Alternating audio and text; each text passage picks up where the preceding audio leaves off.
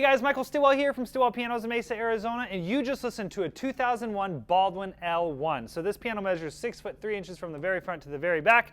And if you know anything about Baldwin, you know that the new ones are all made in China now. They're made by Parsons in China. This particular one actually was built here in the United States. In 2001, they were still building pianos here in the US. They moved manufacturing in about 2006, 2007 to Asia, and that's where a lot of those ones come from, the ones that were not in the same caliber as these American pianos. So we sell a lot of Baldwin Ls from the 80s and 90s all the time. They're usually satin black. So this is a very unique piano. This is when Gibson, the guitar company, bought Baldwin and started making pianos. So they did embrace a lot of the older Baldwin style, especially this music desk. This is a very Baldwin-esque music desk. Even the cut of the cabinet itself is very Baldwin-esque. And most importantly, they have AccuJust hitch pins. So this is a real Baldwin.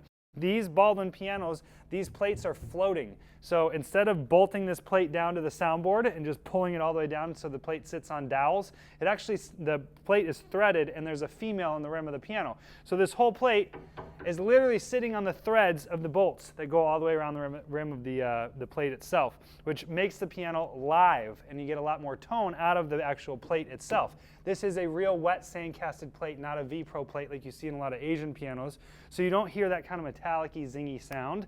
It also has AccuJust hitch pins. When you have a floating plate, they do that as well, and that allows technicians to adjust the down bearing on the string. So in most pianos, you have a hitch pin, the string goes all the way around and loops around it and gets pulled down to the plate itself. On these pianos, the hitch pin's upright, and so that this part can go up or down, the loop that goes around in the back of the piano.